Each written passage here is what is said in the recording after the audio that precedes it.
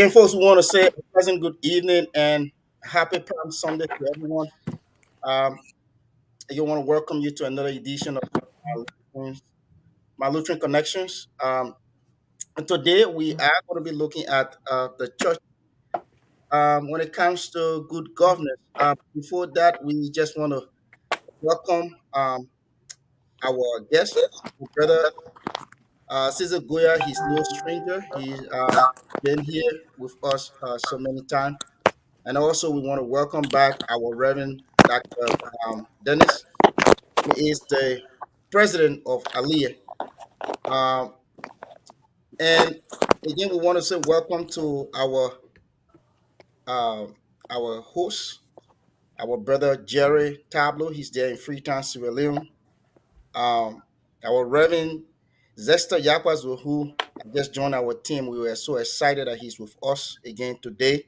He's joining us from Columbus, Ohio. And I'm here in Atlanta, Georgia, and we all know our brother Josiah Jokai is there in Connecticut. Without further waste of time, we're going to go strictly over to Connecticut, and our brother Josiah is going to be taking lead of this program. Again, we want to say welcome to everyone, and have a stay tuned with us as we have a wonderful program. Thank you very much, Brother Willie. I want to say thanks to my fellow co-host, Reverend Yakwazo. Let me welcome you in a special way because I have now co-hosted with you since you started with us. I understand you were on last week. Unfortunately, I was on the wheels for almost 2 days, and so I never had an opportunity of sharing the space with you. But it's a great opportunity for me today. I know you have a lot of insights when it comes to the topic, good governance in terms of the role of the church. And it's no surprise that I see my dear brother Cesar Goya here. Cesar Goya will definitely make some insightful contributions. He is well experienced. I know he's a professional mathematician, has a great history, Liberian we can be proud of. He's in the Midwest, contributing to the education of the people in that area, that part of the United States. Brother Goya would like to say welcome to the show. I appreciate you. Thank you for having me on. Great. And we have Dr. Dennis, the president of the Association of Liberian Lutherans in the Americas. Dr. Dennis is no stranger to this show. We once again want to say welcome, Dr. Dennis. Thank you. Pleasure being here. Great. We have the ambassador in Sierra Leone. He and I will be doing, Reverend Yapazua, and I will be doing most of the questioning. And our brother, Willie, is the technical person. Everything that you see happening here, God first. Willie is the next person with the technical expertise, making sure that he's pressing the right buttons. Kudos, Willie. Putting everything together. So Willie would like to say thank you and stand by. You're going to have a lot to do today. Yeah, because this discussion promises to be great. We're talking good governance. We all know the label good governance is only a subject of discussion in democratic societies, not autocracies. Not at all. So I know that Liberia's democracy has come of age, but sadly grossly challenged by weak governance and political institutions and endemically corrupt leaders, many of whom are recycled over time. So that alone makes this topic very important because we want to look at the role of the church, the actions and inactions of the church over time, and how has that contributed to the current situation we have in our country. As far as our age is concerned, some 175 years old, we should be boasting about being the cradle of justice, the cradle of fair play, equality, in Africa at least. So that is the other way around today. And so I'm very proud to have proud Liberians on, Cesar Goya, who will give us more insight. Reverend Dennis will look at it from the church perspective.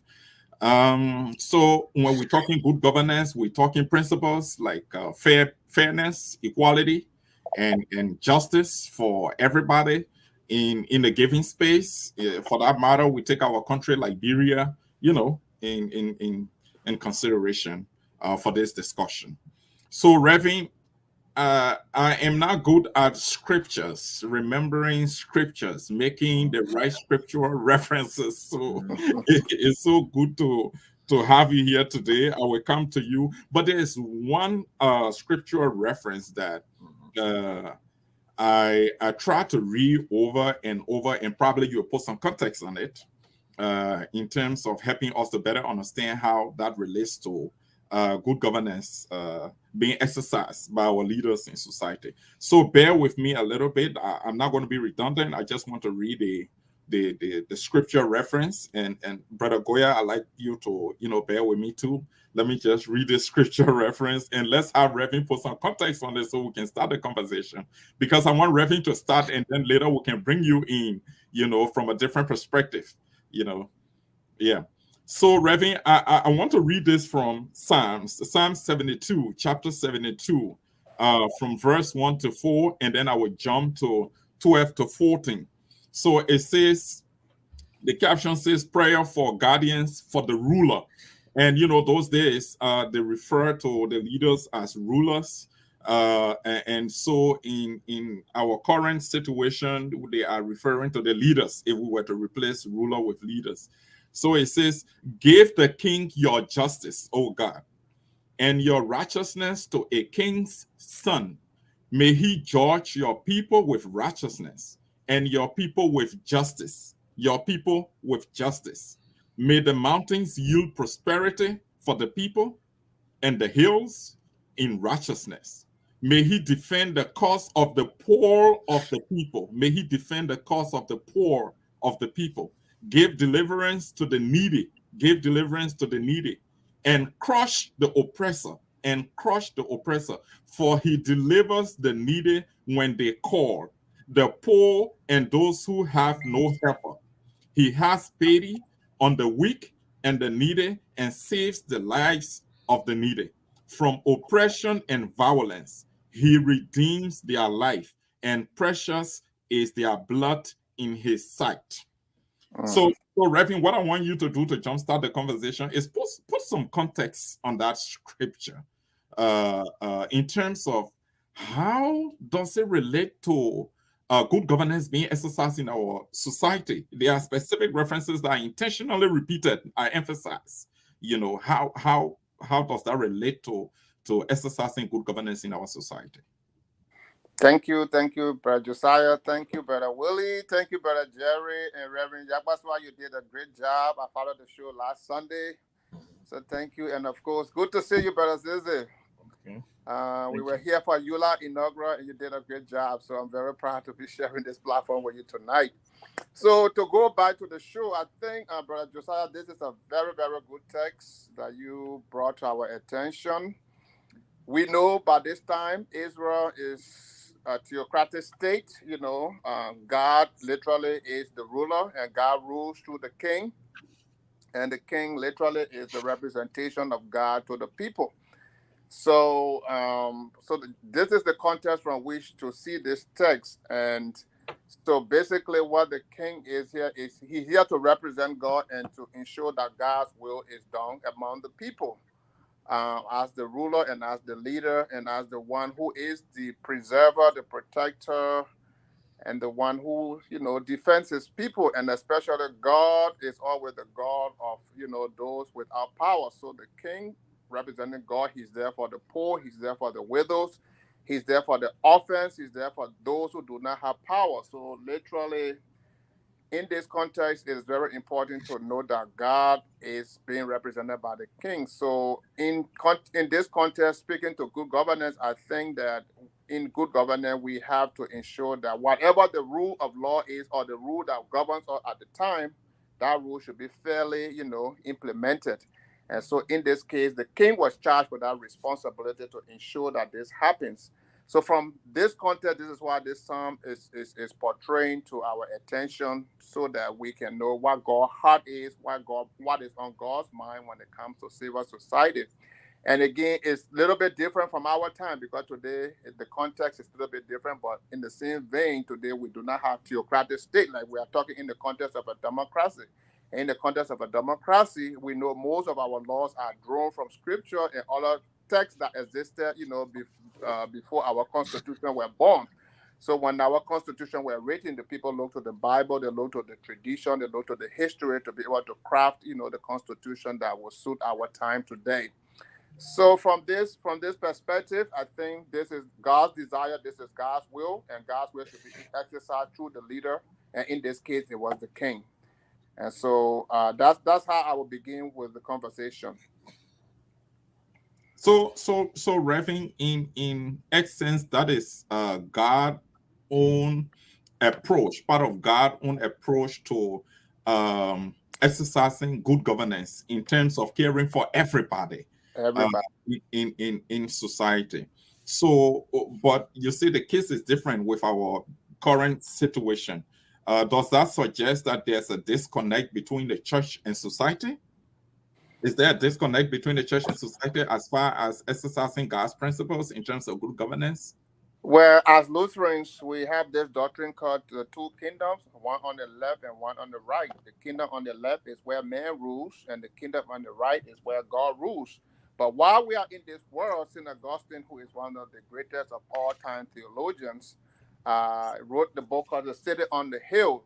So in this context, since we are talking in the case of legislative Liberia as a case study, so and we try to follow America, but we sometimes we fell short of some of the best practices in the American context, the separation of church and state. And I think the wisdom was that the power, the political power is in the hands of the government, the political government, and they exercise that. And the church's role is to be like the watchman, the watchdog, making sure that the civil society or the political government does what they are supposed to do. And if they don't do what they are supposed to do, that's where the church come out to speak for God and to speak against the ills of society. So we both have roles to play. The government elected by the people, the kingdom on the earth, they exercise their earthly authority, ensuring they follow the rules and constitution. But if they fall short, that's where we who are the church, our role is to come to call them to a point or to call their attention to what God's will is as we find in the scripture. So that's why we have the separation of church and state. We do not have political power. They do, but we do have moral and spiritual power. And our role is to call them to do their best at all times and to be a voice for the voiceless, to be advocate for those with all power. So this is how I would see it, in modern context. I'm not schooled that much, when it comes to religiosity, but Reverend Yapazua will take it from me. But before I do that, let me just put this through. In the context of providing counsel, guardians, and prayers for those in leadership, Right. yeah. In our word, the church is recognized for doing that significantly. The church is recognized for praying for our leaders, praying for the kind of way they dispense leadership and everything. I would like to know your own assessment of the extent to which the leaders are adhering to the guardians, the council, the prayers of the church. So prayer is not just, going in my closet and saying prayer. Prayer is also speaking truth. Prayer is also speaking the will and the voice of God. And so I think you've heard it many times when these shootings now happen in America, we say we don't need prayers anymore. We need to call on our people to right in what is wrong, because to be honest with you, there are powers that God have entrusted to us to exercise that we do not need to pray about. God has told us what his will is, what his purpose are. So we have to make sure we do the thing God have called us to do in fulfillment of that. Then the praying part has to do with, you pray for wisdom for the leader. You pray that God guides them. You pray that God leads them. But there are times you have to speak up instead of just praying. So yes, prayer is our responsibility, not just church folks, but every Christian. Paul in the book of, Timothy tells us to pray for leaders and those in authority. But at the same time, we are also called to speak out when we need to speak out, not just in our closet, but as a public voice in the public square. And I'd like to take you back a little bit, because in Bible time, every good leader had advisors, and among the advisors, sometimes the prophets, like Prophet Jeremiah, Isaiah, they were with the king. They were there to advise.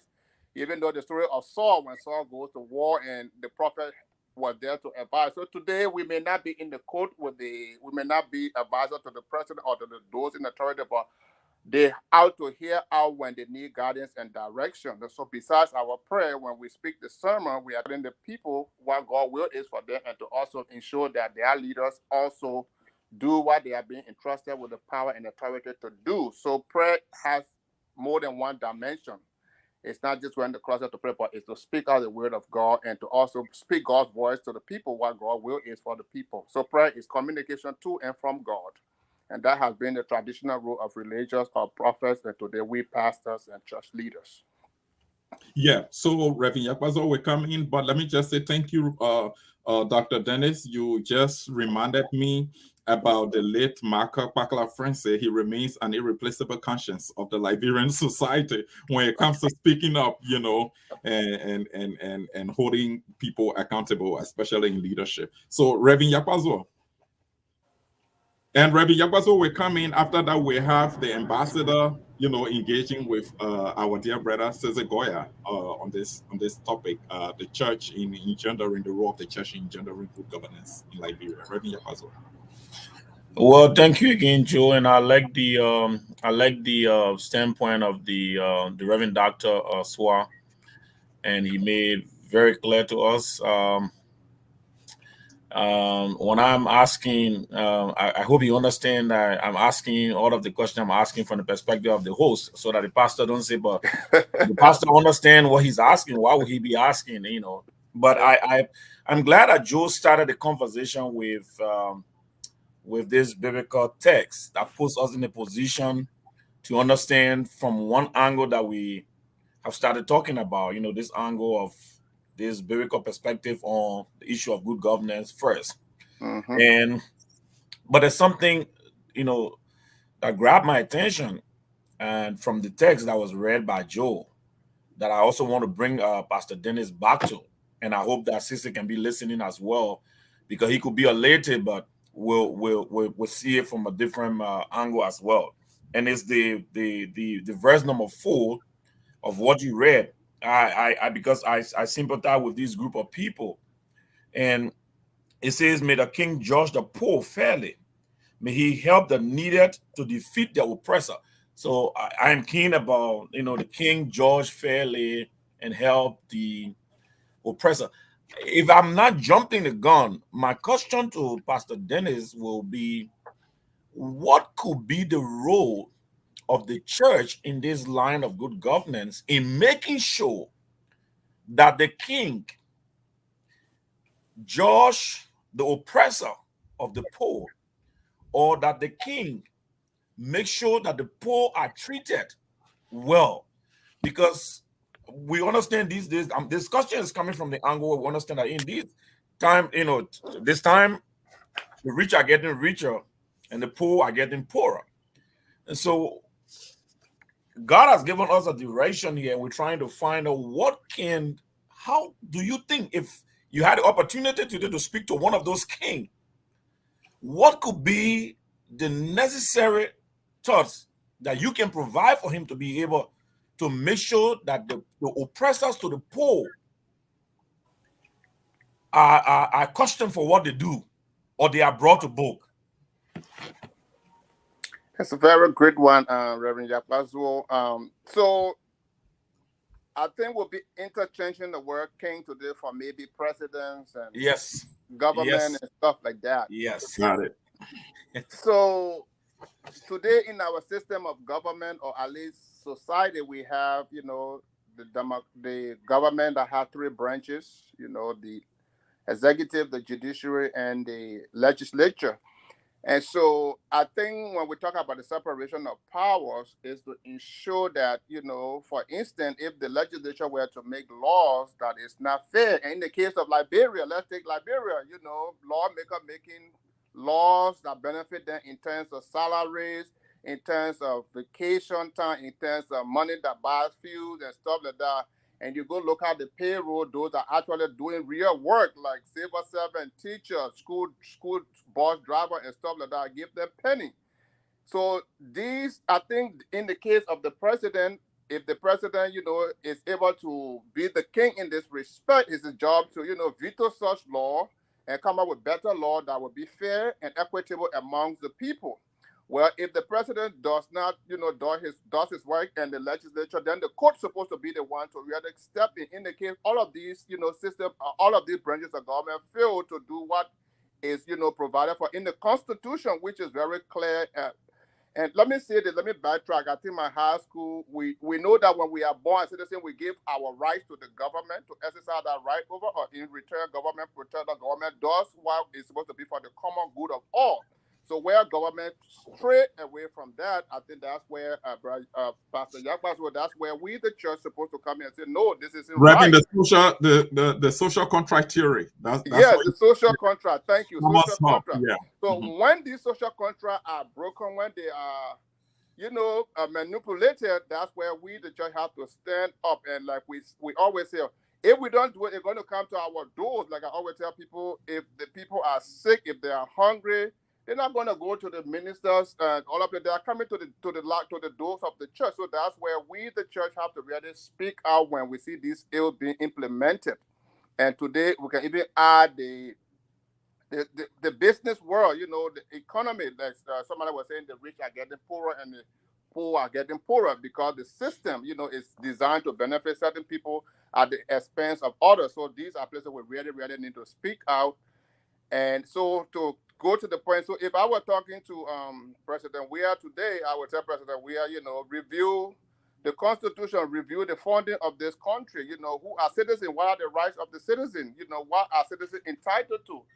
Are all citizens being treated equally? Are our current economic system benefiting everybody, equitably? These are things we have to talk to them about and make sure they put in place practices and measures that are correct. And we cannot divorce ourselves from America. So one thing I love about America is like when the Democrat comes, they do things that are for certain sector of the population, and when the Republican comes, they do something that are to the certain point of the certain population. So it's like there's a balancing act, So, but unlike places like Liberia, we don't see that yet happening. So I think going back to Liberia, those are some of the things we need to call out. And trust me, if I were in Liberia today, I rated 2 pieces. Some of you might have seen the other one.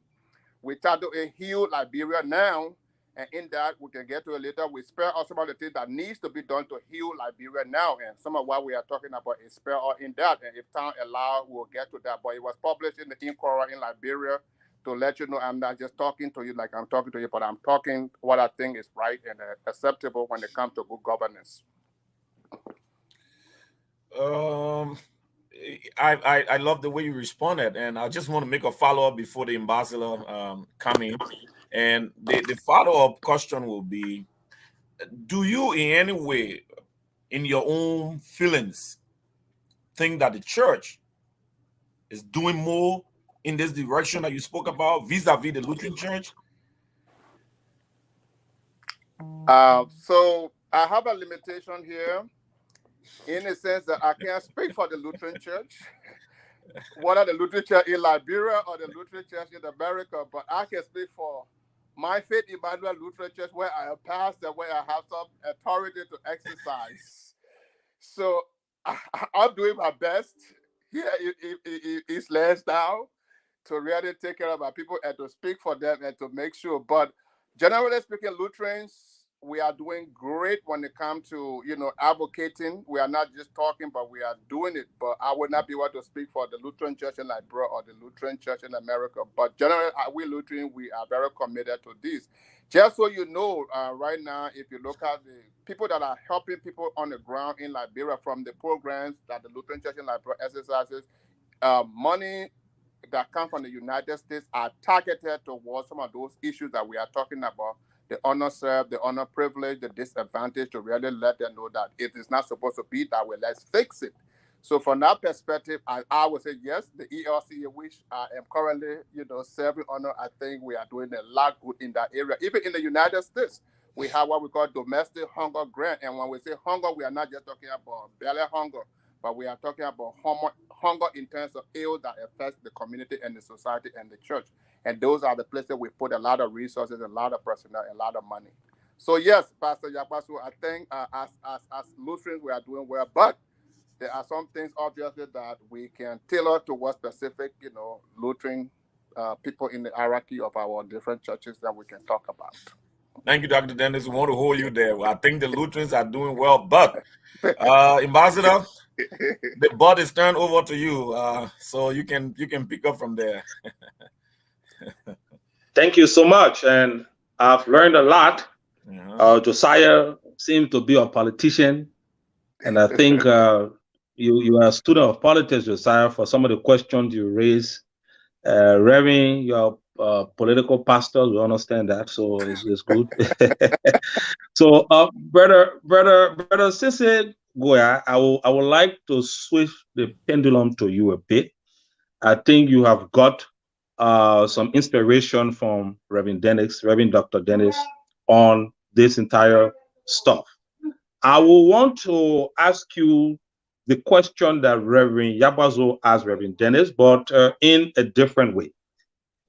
You, as a Lutheran, in your heart of heart, do you see our church, be it in America, be it in Liberia, that moral voice to engendering democratic governance?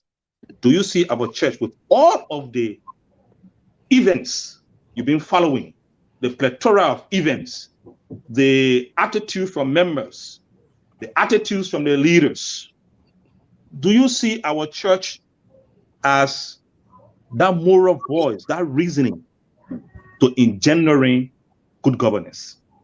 Brother Goya. Well, first of all, it's nice seeing all of you. Reverend Doctor, it's nice seeing you again. It was always nice seeing you at the inaugural. And Reverend Lila, it's always, first time interacting with you, but I follow you too. So I appreciate you all for the work you continue to do. My short answer will be no. And we have to be blunt here. So I am a Lutheran, and by definition, I am a radical Protestant. I follow Martin Luther. He was a radical, right? He decided to shake the status quo by writing his thesis. That is why we are Lutherans. We are, by definition, radicals. We have to hold society and leadership and whatever the leadership circle is we find ourselves in. We have to hold them to book. We have to be the counterbalance. We have to be the conscience of those that cannot speak. That is why I am an unabashed and unapologetic Lutheran.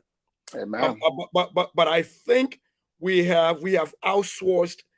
We Lutherans and the church in general have outsourced our moral high ground, our moral responsibility, our voice for so many reasons, right? And so Josiah just spoke about the pillar of the church, the late Reverend Bacala Francis, right?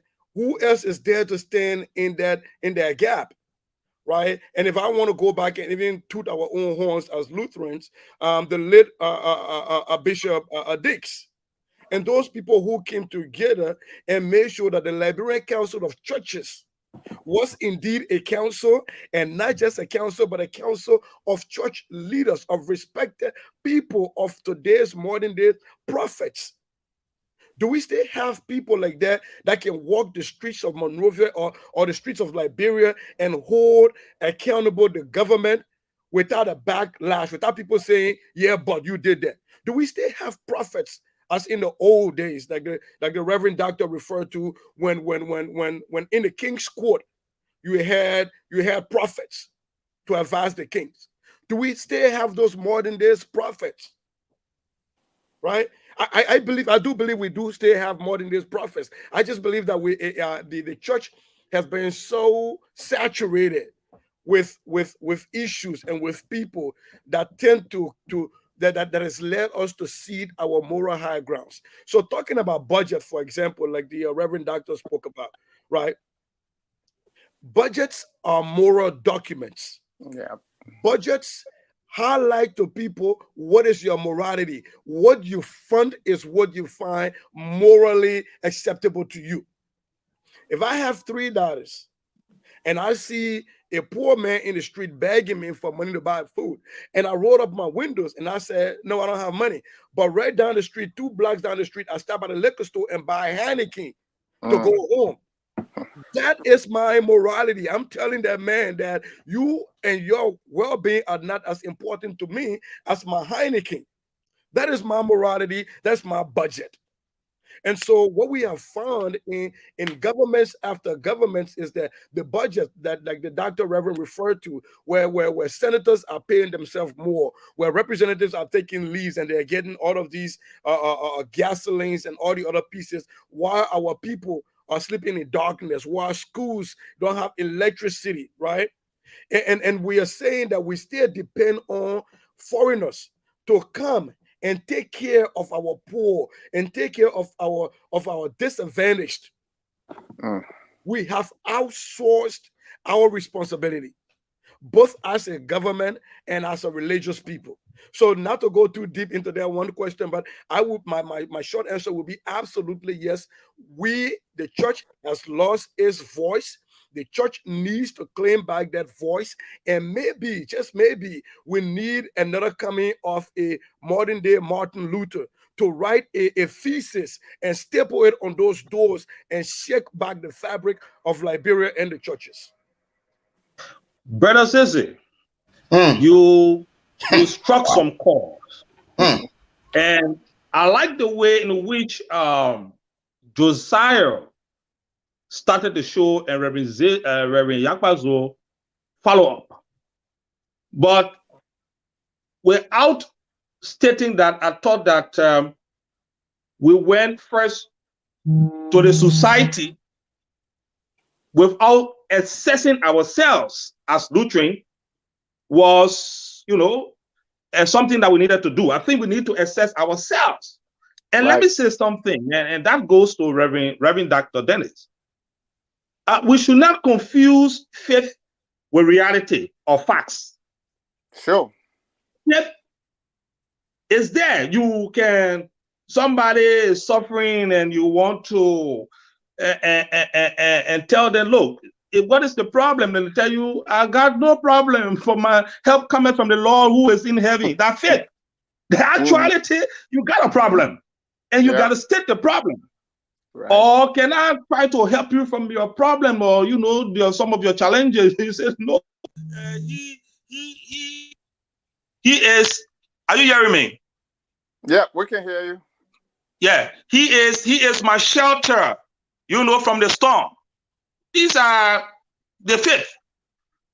I want to go back to you, Reverend, to ask you this question. Let us look at the facts. Let us look at the reality. Forget about the faith and the biblical principles that will foundation our discussion on. Let's look at the reality.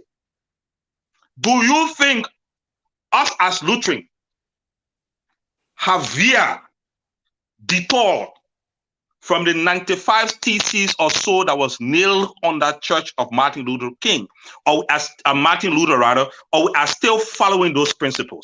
What is your own assessment of us as Lutherans?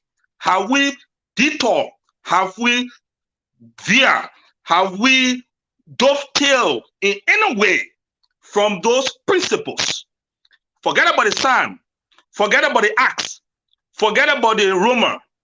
Forget about the separation of state and church for now.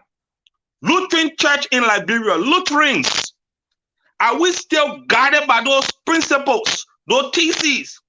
Have we detoured? If yes, how? How can we bring ourselves back? What are those principles or those procedures that we need to follow to get us back on track? I want to hear from you, Reverend Doctor, please. Thank you. I like your passion, Brother Jerry. I like your passion.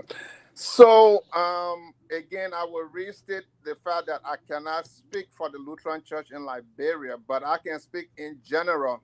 So the 95 Theses, it was written against the church, the church where the church went wrong. And so, one of the things we believe at Lutheran, the church is always being reformed. So Martin Luther did what he had to do at the time, but our task today may be similar to Martin Luther, but we may not have the same tool, or our tools may be different from the tools Martin Luther had then. So I do strongly believe, I was in Liberia 2 times last year, and I'll be honest with you, I came back sick. sick because of the conditions of our people, sick because of the condition of the country, sick because of the condition of our institution that used to be premier institutions in that country. So, but Josiah and others are here, they can talk about the impact of the war because, definitely the war had an impact on what Liberia is today. We cannot divorce ourselves from that. We have to look at the history, we have to put things in a perspective. So I strongly believe that leadership matters and it takes leaders. And this is one of my theory about leadership. Good leaders bring out the best out of their people, and bad leaders bring the worst out of their people. So the question is the Lutheran Church in Liberia today doing the best? Are we getting the best that the people we are known for in Liberia? If not, then of course there is a problem with the leadership. So, and again, I'm not the one to judge, but my thing is I think we are not where we are supposed to be. And we need to know why we are not where we're supposed to be. Then we can find out our way out of that. So I cannot just say in blanket terms, we got to take specific issues. So, for instance, take the condition of our pastors who are supposed to be the leaders. If the leaders are not well, the people will not be well. And how many of our pastors are well in terms of their physical well-being, their financial well-being, their professional well-being? There's a big question to that. So definitely we are not where we are supposed to be. We are not at our best right now. And we need to find out why we are the way we are. It could be the legacy of the war or the residues from the war. But at the same time, we have to prioritize where we are putting our best resources to really help our people be where they are. So leadership matters, and we need to look at the leadership of the church. We need to look at the leadership of the country. And we need to look at the leadership of ourselves. Like I said, leadership starts with yourself. You got to be able to lead yourself, lead your family, before you can vie for leadership in the church and in society and on the national level. So to answer your question, Brother Jerry, I don't think we are at our best right now. But we need to find out why we are not at our best. Then together we can agree how we can be at our best as Lutheran in Liberia or as the Lutheran Church in Liberia. But for the Lutheran Church in America, I can tell you that this church is walking the walk and talking the talk. Look at the budget. Like somebody said, if you look at the budget, you will see where the priority lies. And most of where this church put her money is to ensure that some of the ills of society are addressed. And we are speaking truth to power. We are calling on Congress people, legislatures to do what is right, to put policies in place that will not disadvantage. The issue of racism is one of the big issues on the Lutheran Church in America plate. So I'm saying the Lutheran Church in America because this is home territory for me. And again, I'm not on the ground, so I'm very careful how I, judge situations on the ground. But I'm on the ground here in America.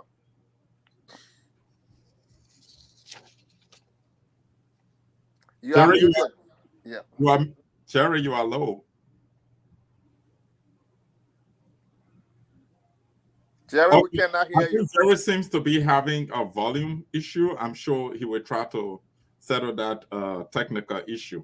But Reverend, I like the note on which you end. And for some reason, Joe, I don't know why. I just knew that Dr. Dennis would have come from that perspective of saying, the church is in a reform stage. A lot of Lutheran pastors begin by telling us about this reform stage that the church is in. But I'm glad he ended the way he ended, because I would have asked him, this reform stage we into, are we going for the best or are we going for the worst? Because reform should be for the better. But if we digressing in our process, then I don't think but I'm also glad that you close up the way you close up. Thank you. Very brilliant views. Definitely, Reverend. Thank you for that angle, Reverend, and quite frankly, you concluded on a very good note that you don't think we are at our best at this time. I'd like to add that Cesar Goya's straight, bold, and direct response that no, we're not there at all. We're not doing it, and he stated a very good reason for that when he said that we've outsourced our moral responsibility, to others. I couldn't have said it better. He actually did, and I like to commend Brother Goya for that, because it set the stage for dipping into the conversation further. Reverend, the fight is that we are morally bankrupt as a church. I like to say that. We've lost the values of trustworthiness, transparency, accountability. These are questions that we are confronted by at this time, and it's going to be difficult for us to make any significant contribution to laying out national leadership. Let me just tell you something about a very recent past, and I always cite this. I've cited it before. Many of you have heard me cite it. There was once upon a time that the Liberia Council of Churches called out the government very loudly. I was so proud when I listened to that press release, and it went wild because papers carry and the electronic media carry. It received one of the widest coverages in my time when the LCC said that the government was corrupt. The government was perversively corrupt. The Liberia Council of Churches said that. And guess what? Interestingly, the Minister of Information at the time, Louis Brown came up in response and said, it's true that the government is corrupt. But here's what I have to say to you, religious leaders, that the very ministers, the head of public corporations, heads of ministries, are the very sons and daughters of your churches and your mosques.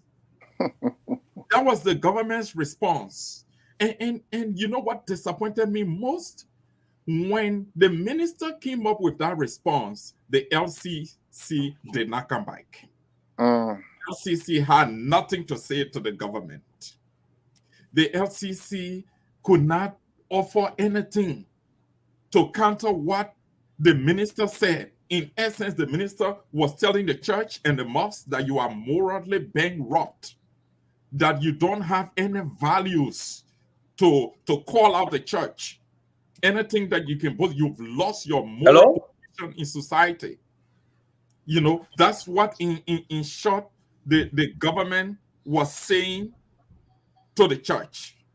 Now, the Lutheran Church historically has played a significant role in the formation of the LCC, in making sure that the LCC became formidable to become a voice in society, a respected voice in society. The Lutheran Church in Liberia was part of the LCC when the LCC challenged the government on its corrupt state. When the minister responded, some of us questioned the leadership of our church and said, no, you can't be silent. You have to respond. So that Liberians who don't know what you do, whether in the background or publicly, will know exactly what the position of the church is. That tells me that our purpose of being the moral voice of society has been long defeated. It has been long defeated. Here is the thing. If you look at the do no harm theory, and I think all of you know that, Reverend, you read that. Sister Goya has, I'm sure all of you, Jerry, because we all here to some extent have read the social sciences, and the do no harm theory basically aligns with peace building approaches, but it is very significant because it cuts across the work that all of us do. It calls on every one of us not to inflict harm on the people we serve. Sister Goya is a mathematician. He teaches math. In the process of teaching people mathematics, he has a moral responsibility not to inflict harm on any of the students that he teaches. Right. Yeah. Some of us here are teachers. We are health workers. As we practice what we do, we are supposed to make sure it is a requirement. We are supposed to make sure that we don't inflict harm on people. We are a church. Our inactions and actions must not in any way inflict harm on the people. Reverend. So I want to agree with my colleagues here and the other guests, Sister Goya, that the Lutheran Church is doing nothing to really regain that moral voice, and is an issue of concern. And I like the way Sister Goya gauged the role of the LCL in engendering, good governance in our society. So, having said that, I will come back to my question, Sisi Goya, that I asked Reverend. I want you to speak a little bit because I know that you are well positioned. Reverend would like to stick the lands down, for the most part, and to his at least Southeast Pennsylvania, Southeastern Pennsylvania. Yes, but for Cesar Goya, he's not restricted, by any boundaries. I know he will speak, the way he wants to speak. So I will repeat this question about disconnect, and probably if you want to go outside the Lutheran Church, the LCL, you can do that. But what is this real disconnect between our society and the church that we cannot reconnect, Brother Goya? Is really an issue of concern because it's going bad. Morality is just dead in Liberia. Everybody, and I like the way you put it. You talk about the budget, you talk it from the individual perspective, but the national budget is a source of conflict in our country. The national budget is a source of conflict in our country. If you look at the proportions, the way the budget is being apportioned, it is a source of national conflict. Brother Goya, I really want you to talk about this in a context, in a way that people better understand how governance is not going right in our country. So, this is one of the times it's good to be in opposition. So, Reverend Doctor, I understand your conundrum. So, I'm hoping to speak for you that thing that which you cannot say publicly. But Josiah, I want to draw you back because if you permit me to kind of maybe modify the question so I can be able to answer it. I don't think there is a disconnect between the church and the state. As a matter of fact, I think there is a symbiosis, a too much of a connection, a direct replication of what's happening in the church is what's happening in the state. The church has become corrupt, the state is corrupt, and because there is no filter between those two, corruption is flowing freely everywhere. So there is not a disconnect, because to have a disconnect would mean, in my mind, that some way the church is doing better than the state, or the state is doing better than the church. I don't see that. I would just for a moment say that disconnect. My perspective was moving away from the biblical principle of good governance. That was but you have really put the right flesh on it. That was the disconnect I was looking for. You put the real flesh on it. Okay, now I got you, my brother. Because the way I look at stuff, and going back to, I'm going to pull back on you, Josiah, to the response that you said the Minister of Information gave. What the Minister of Information was somewhat highlighting in me listening to you is that you are the same churches that give preferential seats to these thieves in government in your churches because they give you more offerings and give you more tithes, and you make them fathers of the year, you make them mothers of the year, when these are habitual wife beaters and womanizers, and you know of it. But you give them high seats. You give them preferential seats in the church. When the pastor preaches, the pastor makes sure that he or she calls on these names in the Bible in preaching as they are going on to acknowledge them during sermon. And so if you want to call us corrupt, you need to fix your moral stance on your brothers and sisters and your children that you've sent to serve with us. I think that was the bigger point. That was the bigger points they were packing in there, because quite too often we've seen. I was just talking about budget as one piece. Let's be brutally honest with ourselves. Have we seen the Lutheran Church in Liberia budget lately?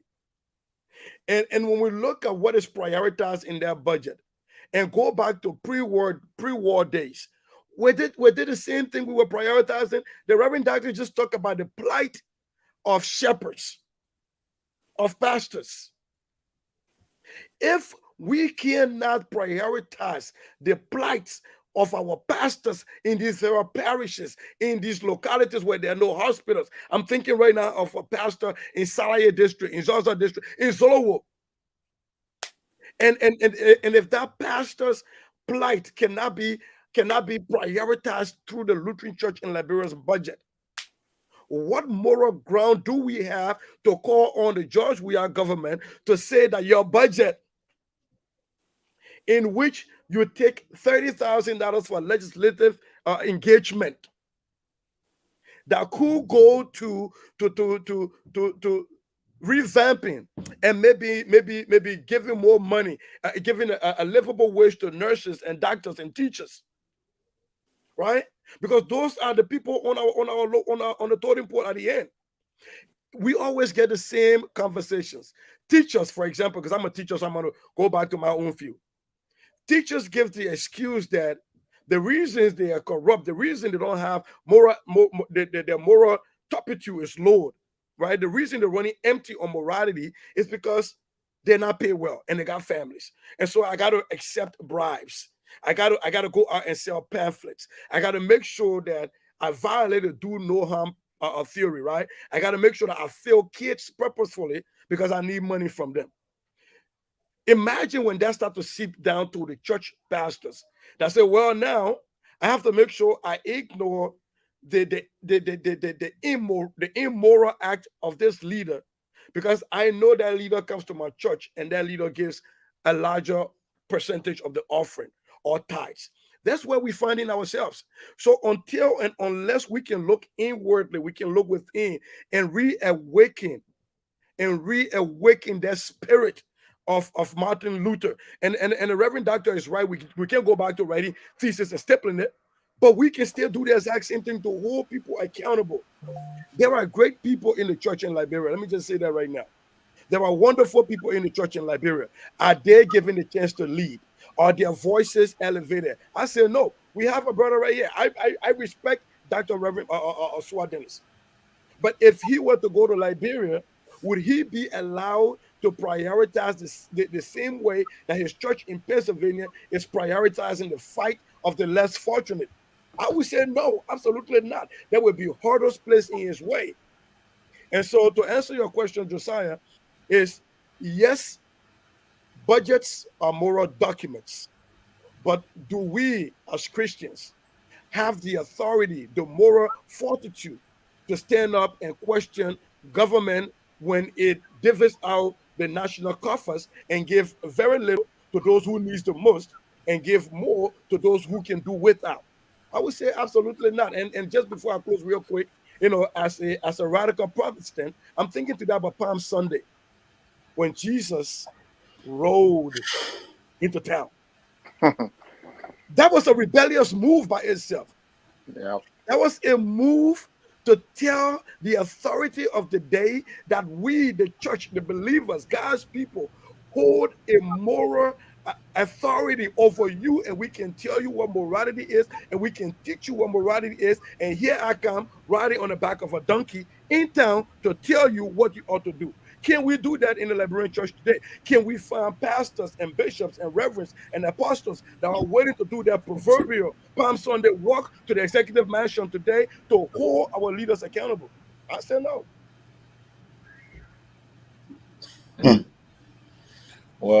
Well, Joe, I tell you when I just want to interrupt a little bit. I tell you when Sissy was speaking, I feel maybe I should have come to the show instead of being a host. I should have come because so that what a true confession. Yeah, so that I can join him as a radical Protestant, and provide some of the information because he spoke truth to my heart. And especially when he talked about the pastors, when he talked about the leaders, what are we doing? And I just started to retrospect about our time and going to some of those seminars. And you see folks who have spent years in places like Bogisa since they graduated from GST and pay all the high sum of school fees. And they will make intentional errors only because they not challenged. One, they just been there all for the last 13 years to the same people and just reciting the 23rd Psalm and the Lord's Prayer. and they have never been opportune to face those parishes of challenge. And our sector is such that, I'm sorry, man, bear with me, guys on the show. Our sector is such that we don't have a central system. That was something that we spoke about in this issue of, I know, in the issue of good governance. Those are things that the church even need to work on. We have, how can we speak to a government who says people work for this ministry and they make SYZ money, and the other people work for the other ministry and don't make that such money, but they all are doing the same government job and they all got the same qualification? How can the church even speak to that when at the level of our church, we doesn't have what we call a central salary system? Our pays or salaries are dependent on the parishes we are assigned at. So there are likelihood, or for fair, when I was at St. Andrew, made more money than the guy in Good Shepherd, than the person in maybe Bokwanima. St. John. And maybe the person have more experience than you. Exactly. More experience than me, longer in ministry, but I was paid based upon the salary, the parish I was sitting at. And that has been time without number. And then you have, over the years, our 30 years old pastors turn to 50. The phases turn like 50 years old pastor. Our 60 years old, and year in memorial, you know, we're not doing a bishop or leadership in leadership. There is nothing being done. I remember one time we suggested that if we want to set a standard of fair play, we will condone a meeting or conduct a meeting and say, look, St. Peter's, we know you pay. You got money here. You pay some good money. We will set this standard and say all the pastors in Monrovia district will make $500 or let's say $150.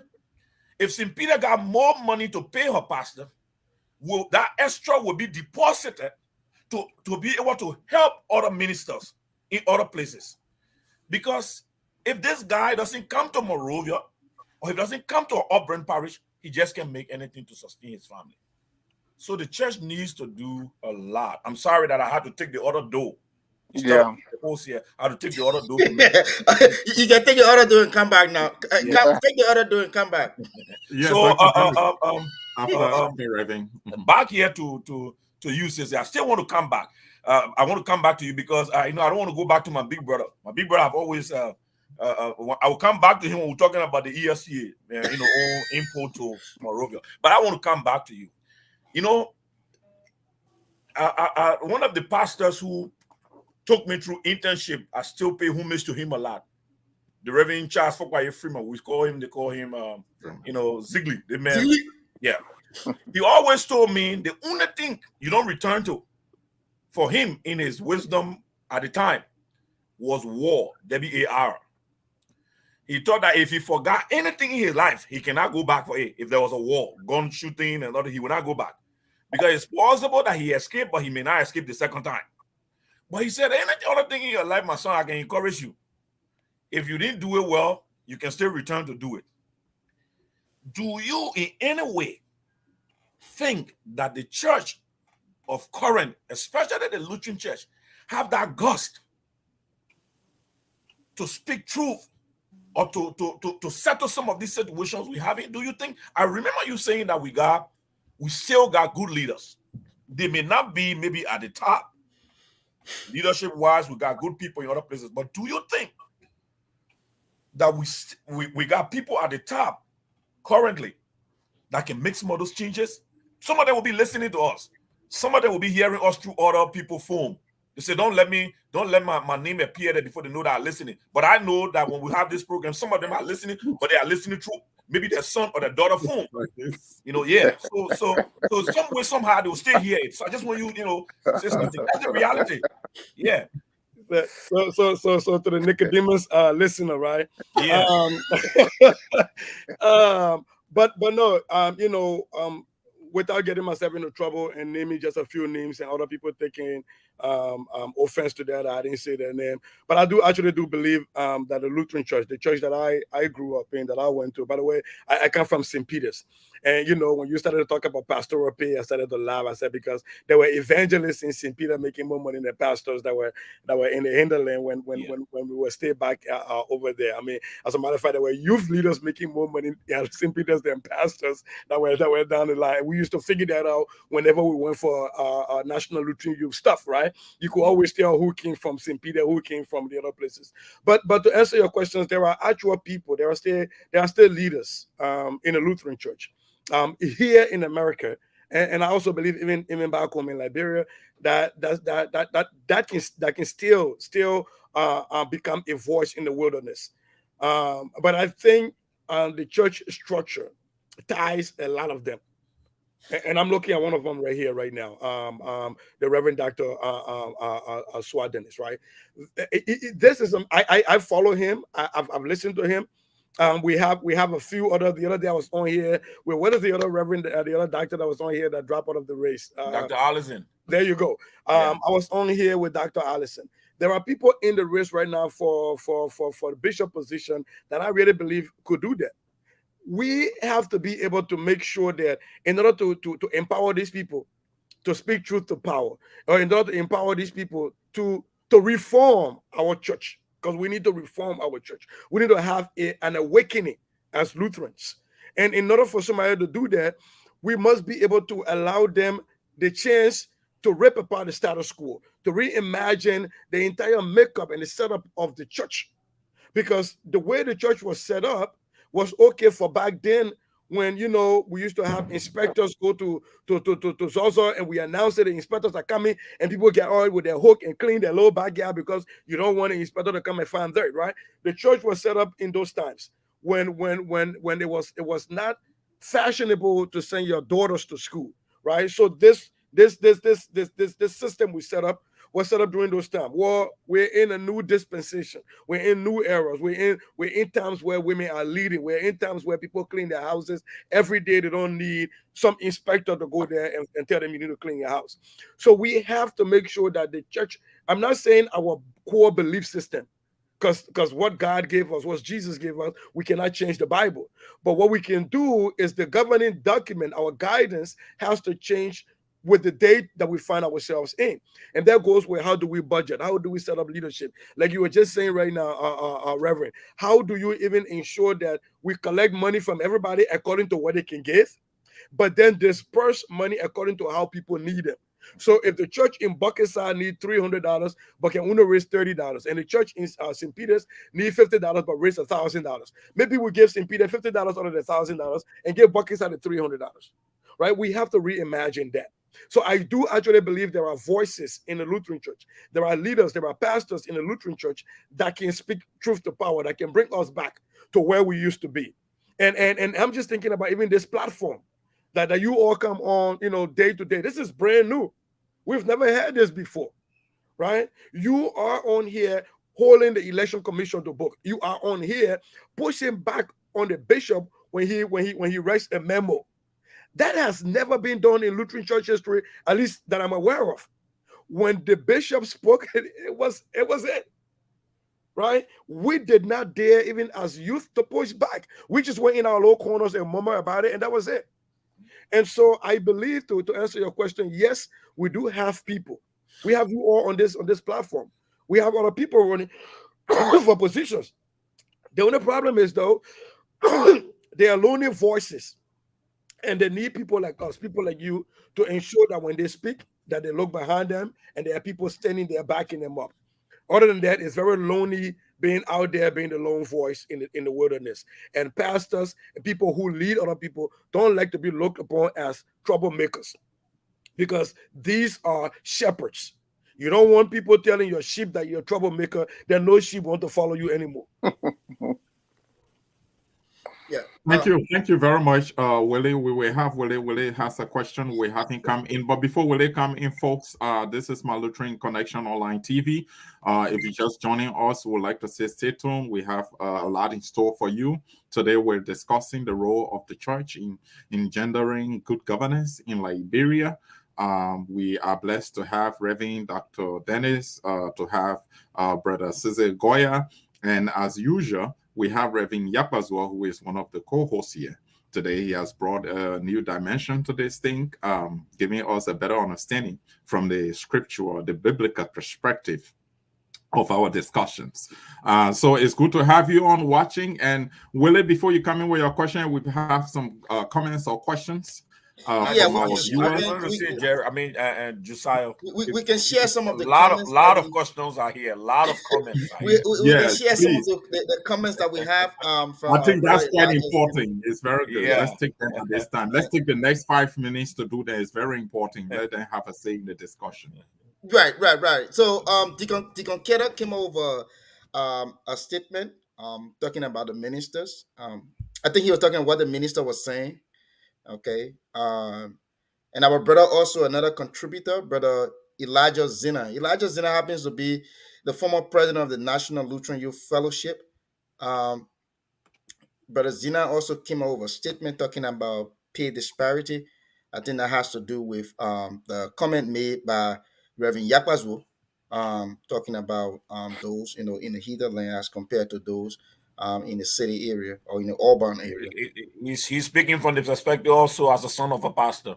Right, he's speaking as a son of a pastor, and yeah, I mean that's true. Yeah. His father used to be a son at the parish in Bomi. His father baptized me in Bomi. Yeah. And I want to believe that also goes to Brother Goya. If Brother Goya was baptized in Bomi as well, because we all were in Bomi. Yes, he's still one of the oldest pastors. I was baptized in St. Peter, but he was my pastor when I was in Bomi. So, in Bomi, yeah. So he baptized me in Bomi. I still remember that he baptized me, Brother Zina's father. Yeah. Okay. So okay. That's the Bomi team. Okay. Yeah. And also, brother, sorry, this is a deacon Moses Smoke Kidder. He is a deacon from Liberia, the ELCA, but no, sorry, LCA. But he's currently residing in the U.S. and he is a very, very strong and powerful member of ALIA, the Association of Liberian Lutherans in America. I have this one question. So, do we have any online questions? No, we don't have any online questions so far. Right. We don't have any online questions so far. Okay. Yeah, so far we don't have any question from online, and also our numbers are up here. If anyone wants to call in, matter of fact, I think I would just go ahead and pin the number, instead of having it scrolling through. So I would just pin it through. But while I'm trying to do that, okay, I have this question that someone would say, or maybe I would say, let me just play the devil advocate that and come from the LCR perspective, saying that when there was remember there were a lot of rumors of killing, the quote unquote ritualistic killings in the country. Front Page Africa carried a story wherein the current LCL administration, spoke about it, and I stand to be corrected. This is only one. Maybe other institutions came up, but this is the only institution so far that I saw that came up with a position statement, and it was carried live on Front Page Africa when it comes to speaking to authority. So with that, can we say that the Lutheran Church in Liberia is trying to step up or needs to do more? I mean, this goes to I see your facial expression, brother.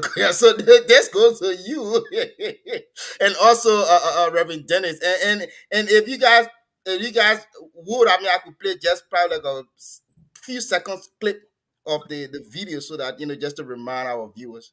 Okay, Sure. and yeah, I can just go ahead, just few seconds, just to play a few seconds, and so our viewers can know exactly what we are talking about. Okay, yeah, there we go. Here, all right. So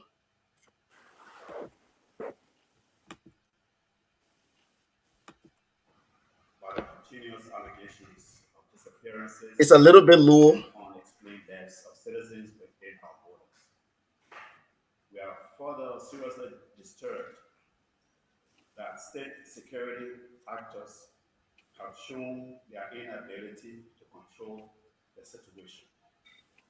The mysterious disappearances and the security actors' inaction or inconclusive investigations destroy Liberia's image around the world, and its development initiatives are obstructed. As a church, we dare to oppose anything that creates fear, depriving the people of God and of this land of their peaceful existence, and make a public outcry against losing innocent lives. In order to underline the severity of the situation, I have outlined below some of the horrendous acts that have been allegedly perpetrated by some of those seeking public offices in our country. All right. So that The Lutheran Church in that video actually the video is actually like 18 minutes long, but I think we got, you know, just some point. We got the point that I was trying to make, that our church at some point, when there were a lot of, rumors of a lot of ritualistic killings in the country, the church spoke. Don't we see that as the church being playing that role, as as shepherd of the society? May I? Yeah, go ahead, Dr. Dennis, go ahead. So before we get to this question, I really wanted to piggyback a little bit about what Brother Zizek spoke about in terms of you know the church losing its moral bearings. I think when we speak the word church, we are being very broad. So specifically, we are talking about the Lutheran Church in Liberia. One thing I do want to underscore here is that for me, my commitment is to institution building, because when you build strong institutions, they outlive people. So part of my work, and I'm still young here, but most of what I've done, I've invested my time in institution building. So I do strongly think that we need to fix our institution, because those institutions are the ones that produce the leaders we have. All of us here were produced by our. The first institution is the family. Obviously, from the family, we go to the church, we go to our schools, and we go to our colleges and universities. So I do really think that the church still have the capacity to reform, and like I said, the reformation is ongoing. We are not there always, but there are times we go back and we take 3 steps forward, 1 step backward. But I still have faith in the church, because I do think the church remains. If there is a savior of society, if there's a savior of the world, Jesus saved the world, but the ongoing work of salvation is entrusted to the church. And it is our place to, bring salvation to places where it is needed, to be the salt, of society, the light of the world. So I do strongly believe that we can fix our institutions. And so to fix what is wrong with our country, we must fix our institution. And all of you here are part of that. And I really like you alluded to this effort. I think this is an institution we are building here, which is a voice for the people. And Willie, you can bear me witness. I support this, because I think when we build good and strong institutions, it will take us to where we need to go. We need to re-strengthen our church. So we were talking the other day, we need to do a show how the LCL probably need to restructure itself to address some of the ills you were talking about, rural pastors versus urban pastors, the poor parity versus the rich parity. We need to restructure that. So when we restructure and have institutions in place, because today that's how our world functions. Back then society was very small, but today we look up of 7 billion people on the planet. I mean, you got to put in institutions that will govern and regulate the activities and behavior of people, and even leaders. People who are doing leadership research today, they are looking at the future. They are talking about, how to put system in place that will regulate the leader. You don't have to be somewhere, but once you follow the system and the procedure, the outcome will be obvious. So for me, that's where my commitment is. And so sometimes I don't want to name individuals, but I look at the institution that we are part of. So that was Bishop Sayankolo speaking to that. And to be honest with you, that's one of the things that really, really need to be addressed when it comes to Liberia. When it comes to that, and I think he had a lot of courage to do that. I haven't seen any other church leaders do that. Some may say that it's not important, but for me that is very, very important because it's a big issue, and it's scary. It damages the image of the. I mean, I don't know if y'all been following about this girl, this girl that was murdered. I don't know where that is right now, but I personally I'm supporting groups that are here that are fighting for justice for her.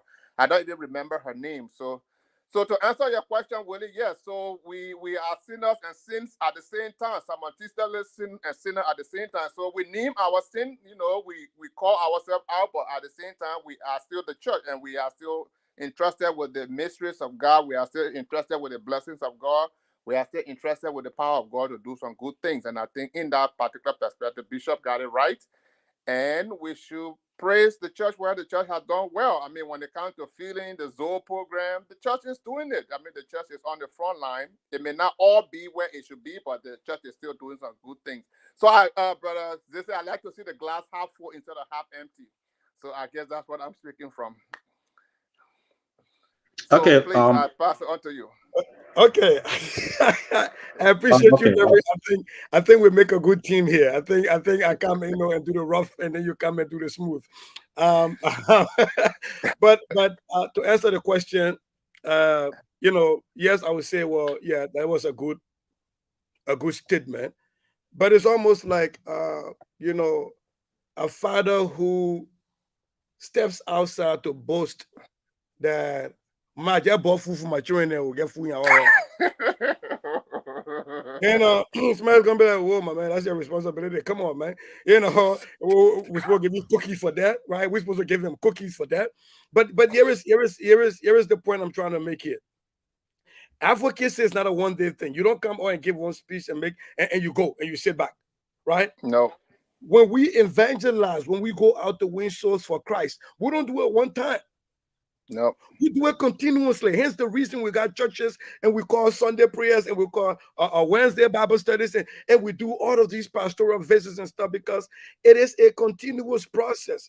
So what troubles me is that when we go out to win your soul, when we want your soul, we engage with you every day.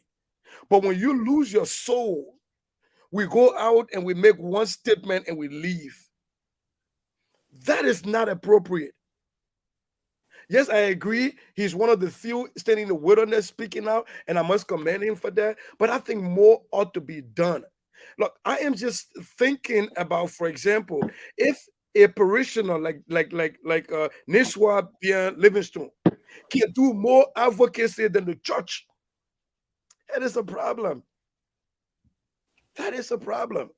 So yes, it is a beginning. I mean, everything we have to have is start. Yes, that is a start. But I think this thing has to be accelerated.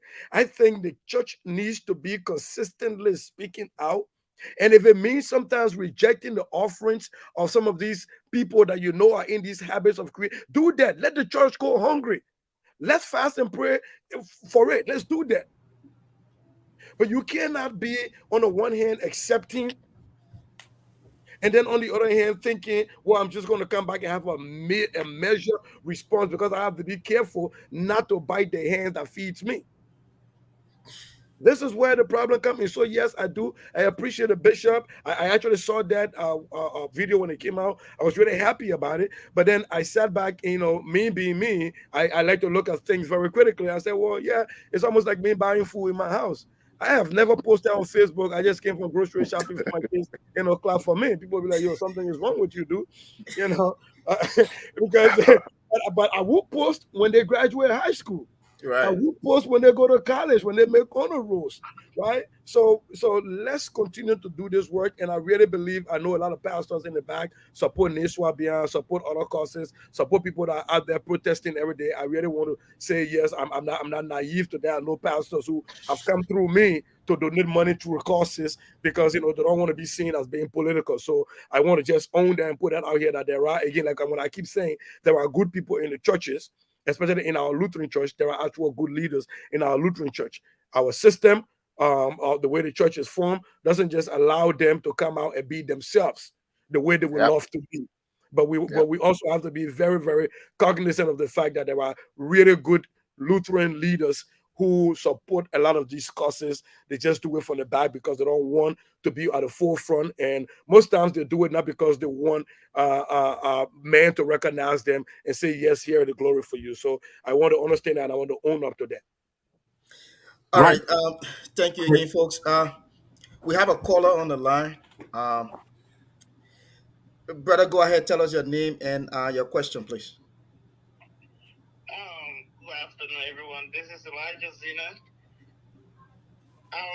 First of all, before I can go into the topic, I just want to say thank you to all of you on the show tonight, especially the guest, Mr. Guia. We are here in Minnesota. We cross paths in some places. And the very swat their name, my other Reverend, Sister Yakbaswo. Out of the issues being discussed tonight, they are all vital to our church. And when we speak about providing good governance as a church, or setting an example for good governance in Africa, the church at one time in Liberia was the moral voice of the society, and the church was really respected. And all of you in the room can attest to that. When the late Bishop Harris, the late Barbara Francis, and the like of other people, when they spoke, government listened to them because these people followed the moral compass of the church, who held on to the principle of the church and implemented it to the letter. So presidents and other leaders in government respected them. But as we speak now in our country, it seems as though our church is kind of losing its moral value. So there's no respect for the church anymore in our society, because if the secular people will go to election and they are fighting on the elections ground, and then the churches goes to election and they are fighting on the elections ground, who's going to lead in this situation? So I think as churches, we need to regain the trust of society. And how do we regain the trust of society? We have to make society to trust us by being very transparent, by being accountable to society and the people we lead. But right now, as we speak in our country and the current situation within the LCL, there's so much mistrust because the moral standard of the church has been dragged into mud by those who are leading the church right now.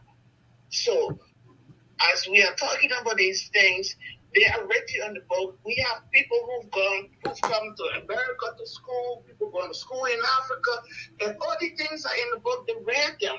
But it boils down to our individual character and our love for the church and the society that we find ourselves in. But because people are not so patriotic, when they enter into whatever calling they are, they go there with a singular mindset as to how to enrich themselves. They forget about the larger body. And that's the reason why today our church is suffering, because people did not think about the rural pastor. Because when the church started, the missionaries were in the bush. They were providing for these people. So they did not see the need to come up with a structure in the budget that would support people in the rural area. Today, missionaries are pulling out. The church is dragging in her own structure. So we need to go back to our books. Look at our policies. If the big apologists in the LCO come together and support the rural pages or support the central office, or support these local parishes, people from Monrovia will go in the rural areas. But now, if you look in the LCO, almost all of the rural parishes, they are being held by ordained deacons, because the BSc holder and the master degree holders don't want to go in the bush because their education, the money they pay does not commensurate.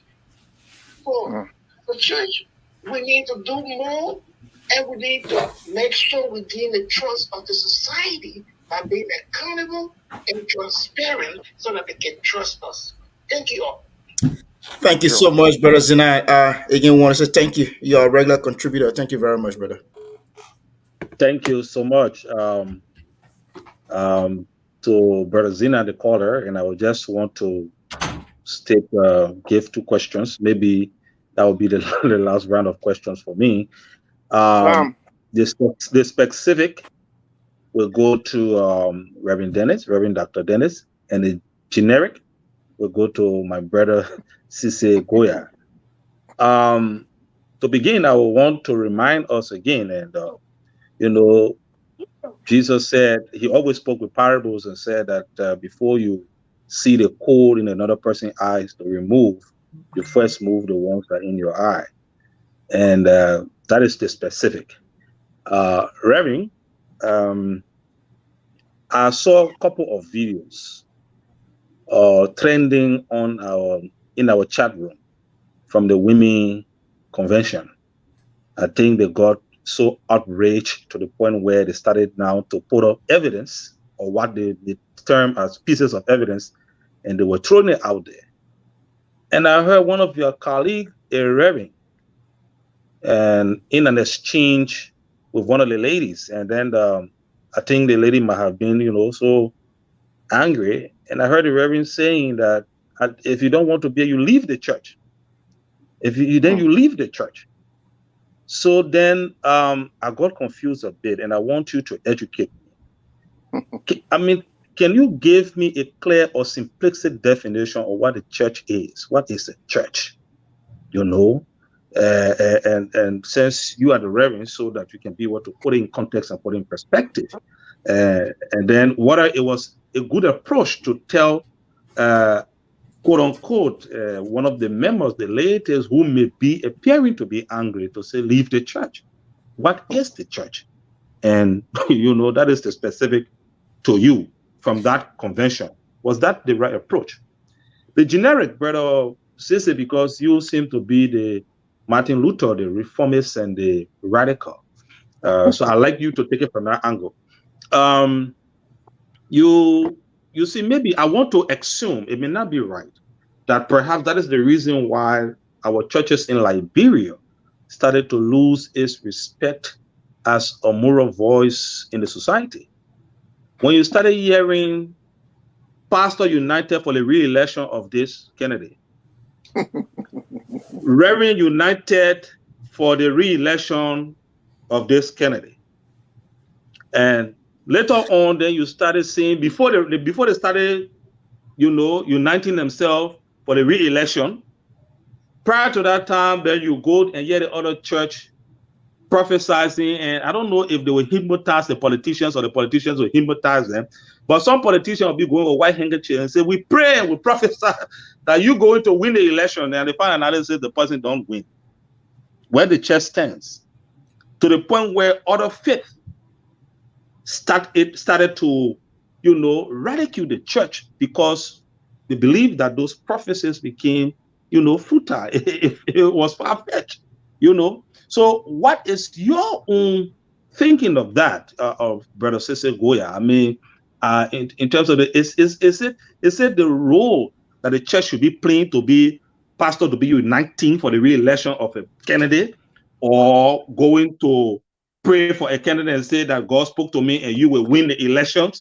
And is that the role of the church, to be doing that? Or do you think that's some of the reasons why we have lost, the taste or the salt? When the salt loses its saltiness, then nothing there is gain. I think the church, is eroding actually because of those examples. So, Reverend Dennis, we could start from you. What is the church? And do you think it was the right approach from that Reverend to say, then leave the church? Where would the person go? What is the church? Thank you. I mean, I know you know what the church is, but for the purpose of this, I will exercise that right. So the church basically is the assembling of believers, the ecclesia, the call of ones. And this was a term borrowed from the Roman, when the Roman Senate met, it was the call of one from society, and the church being Jesus was a radical person when it came to politics. The early Christians, they were very radical. They stood against everything that was wrong. So the church is the call out people who believe in Jesus Christ. When we assemble, we are the church. And of course, you can talk about the institution church, which is like the church, the Lutheran Church in Liberia, which is established by constitution, bylaws, and all of that stuff. But in the context of this, I don't know who the reverend was and what the context was. I think nobody has the right to tell anybody to leave the church because the church belongs to Jesus, and Jesus is the one who admits people to the church and take people out of the church if he chooses to do so. But there's a process of taking somebody from a particular church. It's called excommunication, So if for any reason, like if you came to my congregation and you become a problem, we have the right to excommunicate you, and I think the same apply for the LCL. So if there is good reason, justifiable reason, you can remove somebody from an institutional church or from a congregation, and that's a process of doing that. But generally speaking, I don't think anybody has the right to remove anybody from the church unless, they have the authority to so do in exercising the right of excommunication.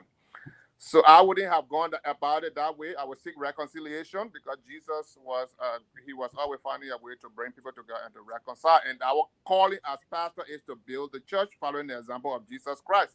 He said, upon this rock, I will build my church, and the gates of hell will not prevail. So anything that will come against us or that will seek to divide us, we stand against it.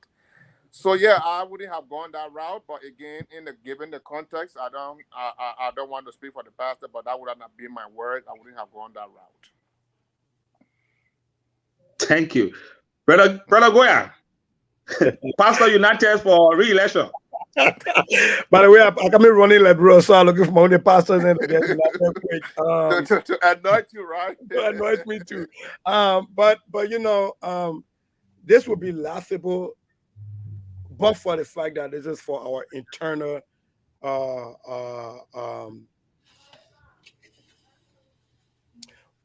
future.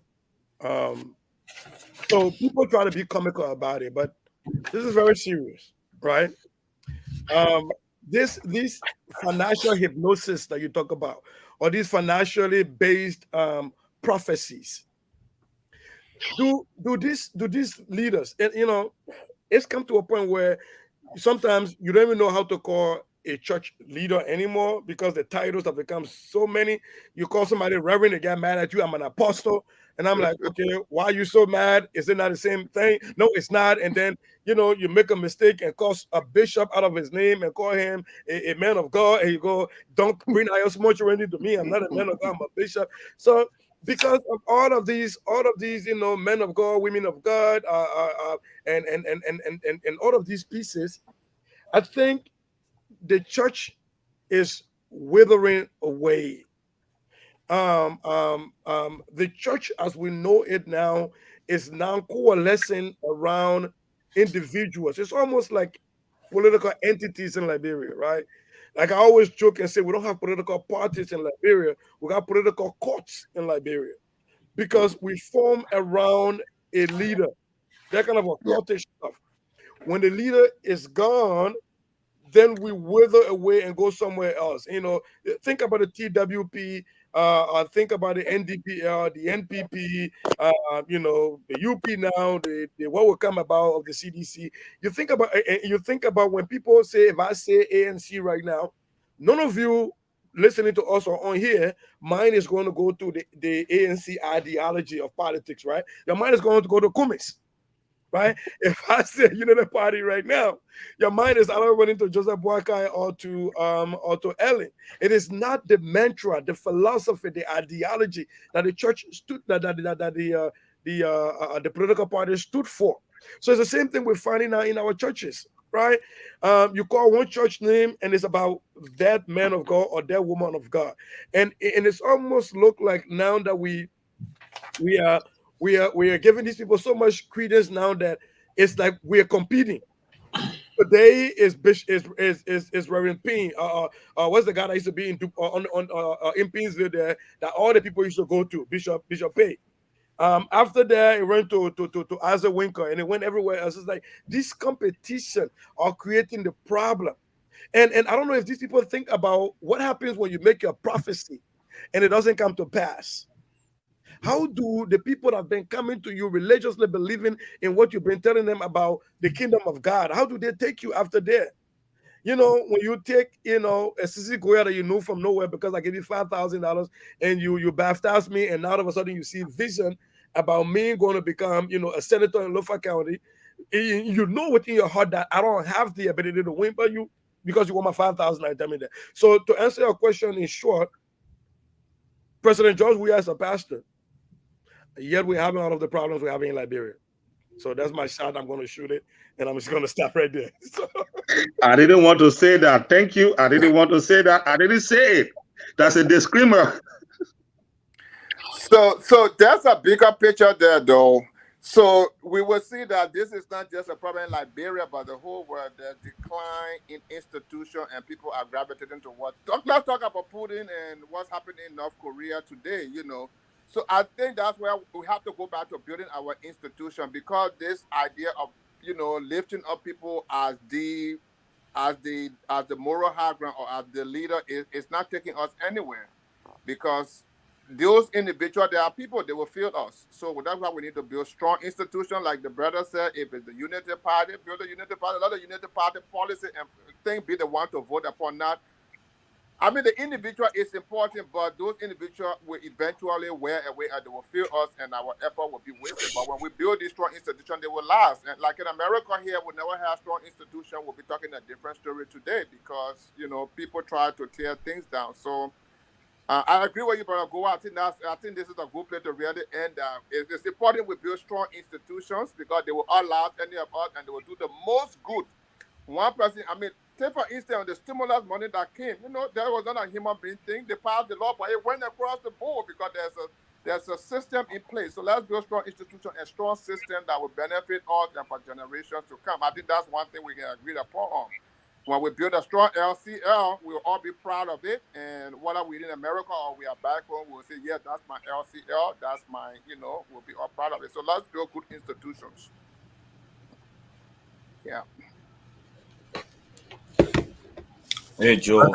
Reverend Yakwasua, and then next Willie, and then I'll be close. So I know you guys are doing quite better, well, and will soon be closing. But you know, as a pastor, I normally don't like to lose members. I think one of the ways not to lose members is to always recognize them. And I see in this comment section, I got a couple of my members here. I don't know about you people. So I just want them to know that I recognize that they are here. Because I want them, to come back. I want them to come back next Sunday as well and listen to this program. So our white mother, we see your comment, and if you give me chance, I can read some of what she said. That's a good one. She said, I'm watching from my home in Dwazon City, Rawofi Highway. The Lutheran Church in Liberia is very rich. Accountability is what killing the spirit of giving. People give their last to hide, earn support, but how it is used is still unclear to me. No general project to impact the lives of their members. No visible innovation to encourage members. Every other Sunday is money for this and money for that. Let's Lutheran Church in Liberia do some reforms to strengthen their institutions. Amen. So my sister and church member understood that we recognize this comment. And just what Sister said, I want to run quick to something from my evangelist and Sunday school teacher from St. Matthew, Judomum. He said, why should we have governance problem? Particularly, oh, my man, you gave me small heart on just now. Particularly under a leader who claimed to see much fear God. So much fear God. President Weah has honored the Lord by constructing an elephant named in his grandmom, as I guess in his grandmom honor. Until justice and righteousness reign, we still far from enjoying peace and prosperity. So we just want you guys to know that we're not ignoring the comments. We see them and we encourage. We feel good that they come here and make these comments, because these are all Lutheran. We can't do much, but and thank you, folks on this team, for allowing me to just do that. But let me run down this way from what I gather from Dr. Dennis and I gather from Sissy. So I know Sissy talk about people who are wanting to come out and speak, but the way the institution is set up makes them stay in the back and don't want to come. So this is my view, and I think it was Sissy also who talked about people who, either Sissy or Dr. Dennis talk about people should be, when they come to church and like corrupt society and come to the church, they either their gifts should be rejected. I think it's difficult for us to do as pastors to know what alleged crimes on people or alleged statements on people should be used to judge them within the church. But I tell people there's one power, and Dr. Dennis will agree with me. There's one power that we have as pastors. I'm talking about school pastors. I know people who have problems and say, "Oh, no, I'm not talking about people, who just jump out and say the law called, and you can identify the call." So, whether he called them in a gift to be smiling for people to be healed, they say, "No, everybody know that." I'm not talking about, because we all are called differently. There are some who just called to be counselors. If you go to the pulpit, not a lot of people going to get anything from you as you stay there. So when we go to school, there's something we learn, humanities. You will tell that when we get behind that pulpit, every word we speak there should be given to us by the Spirit, not of your own. So you should not be afraid to utter. That's why most often when I'm preaching and get ready to make radical statements, I don't leave from behind my pulpit, because I believe if I'm out of there, I'm not protected by what I learned from school. So I go back to my pulpit and tell you I'm protected here. This is where the Lord has given me. I'm up the mound. The Lord has given me this word, and I will put it forth. So I sharpen all the edges, and when I get down, I'm not going to tell somebody don't go. Somebody just going to say, I'm not going to put my offering because this money, I know how I got it, and the way the pastor talked to them, maybe that means you understand? So That's right. people need to be able to come out to speak. I know in Liberia, you cannot make an official statement as a pastor on behalf of the Lutheran Church, but I know many days that I mounted my pulpit at St. Andrew and told the people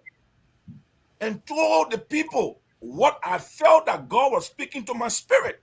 And I spoke to them as the pastor in charge of St. Andrew and not from the bishop office.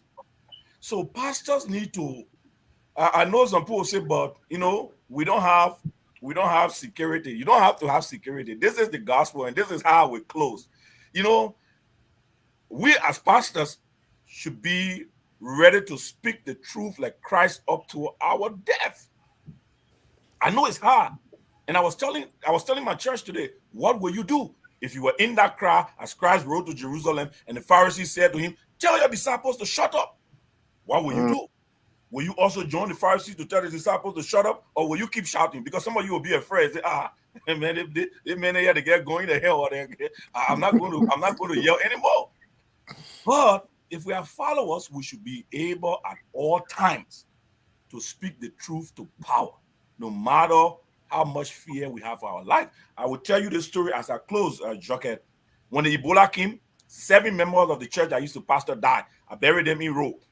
When I got to know that they were dying and were closely related to Ebola, I will tell you, I called one of our very big authority. And the person could tell me, shaking in my voice. And he said, Pastor, why are you shaking like that? I said, because the way the people are dying. And I've been interacting with those people. He said, but Pastor, you tell the people when they die, they will go to heaven. You tell the people when they die, there's life after here. Do not be afraid to die, Pastor. If you contact the virus, die.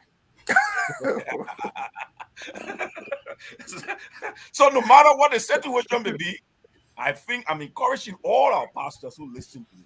Don't just offend anybody in speaking truth to power in a way that somebody feels like, he walked to my seat. And that's why for us as Lutheran clergy people, we think that when God gives you a word, you don't have to come down to the pew to be looking to people's faces to tell them.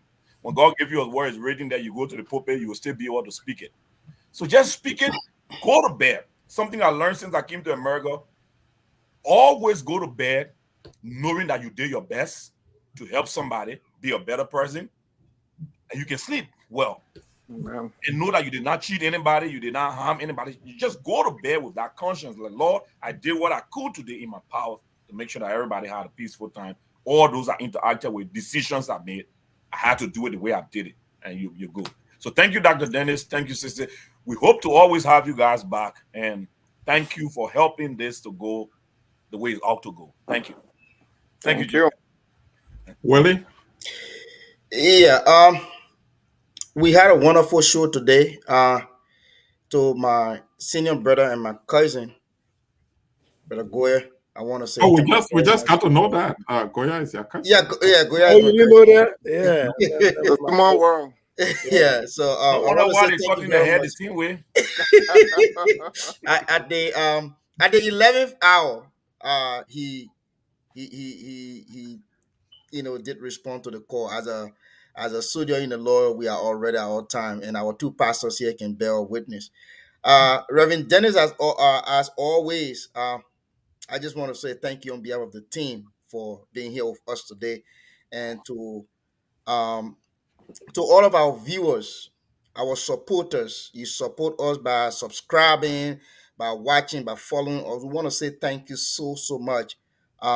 Sometimes the conversation gets so interesting that but we are trying our best at every time. To our brother Samuel Salabasa, you asked a question about Brother Alfred gave us comment. At this time, the team is still the team is not going to respond to that. We don't have interest in that comment for now. So sorry that I couldn't share your comment, and also I just want to inform you that we don't the team right now is not taking interest in it for now. So but again, to all of our viewers, we want to say thank you very much. Those in Sweden, our viewers in Yekepa, our viewers in Grand Cape Mount, we want to say thank you very much. We have one of our brother who religiously follow us from Sweden. We want to say thank you very much. And again, I mean, we had a wonderful show. So I mean, that's all I can say. I want to thank you all very much. Thank you. Thank you. Joget, before Jerry come in, man, look, my little brother and I'm trying to recognize my members here. He just came on. You see, when I was talking about my Go members, ahead, he just came Pastor. on. My president just came on, Royal Jerome Jala. So let me recognize him as well, because he's supposed to meet me to the airport.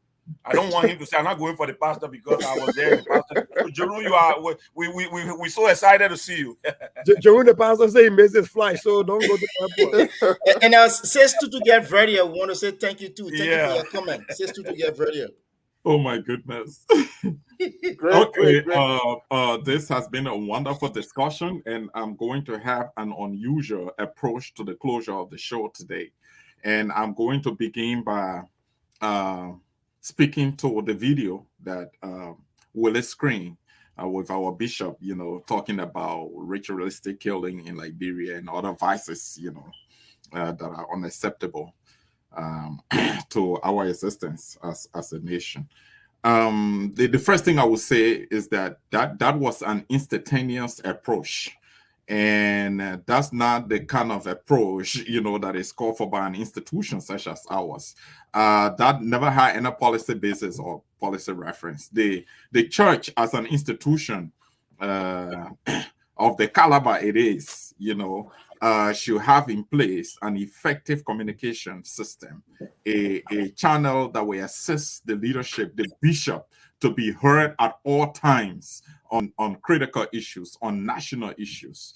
That is something that we should have had in place for a very long time. Now that efforts have not been made. Efforts have been made by members of the church, by segments of the church, but has never been supported by the leadership of the church. So, like Brother Goya, vividly presented in the example that he gave about making a grocery purchase, doing shopping. That was it. It was like a drop in the ocean, and that didn't go far.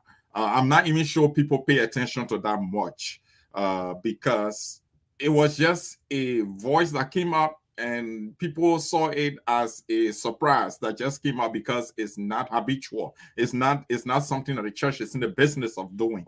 So I wouldn't even want to give credence to something of that nature. What I look forward to is something that the church will do from a policy perspective. That the church will put in place a system that will allow the bishop, various segments of the church, to have an opportunity to be heard, to regularly speak on national issues that are affecting, our nation, the issue of injustice, inequality in every respect. I think that's what we're supposed to do, and that's my own response to that video. And the platform is here as well. The other thing, Reverend, I think we need some time for you to unpack. I don't know if the other colleagues are interested, is the comment you made about sinners and sins, that we've been sinners and sins at the same time. I think it's a tricky balance. And it's something that we need to find time for you to unpack to better understand. And I would like to speak directly to the brethren out there. We're not having the mission church, and we're not going to have it anymore. The mission church has gone. That was an era before this period. We had a mission church.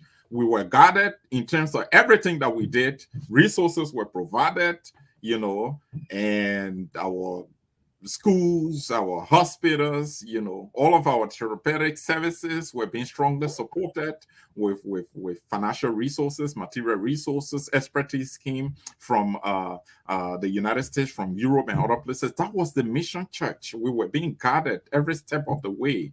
We were being spoon-fed every step of the way. The mission church, we're not going to have it anymore. What we are having now is the national church. The national church, because we own it. We have a responsibility to make it what it's supposed to be.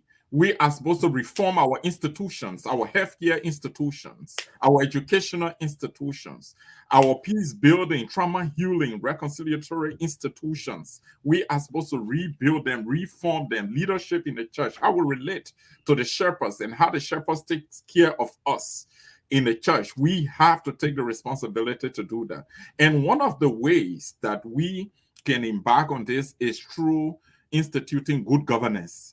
And good governance to work in any institution for that matter, even in the church setting, it has to be on the basis of building institutions. Even President Obama, when he was in Ghana, he said that to all the African leaders. He said, Africa needs strong institutions, not strong men.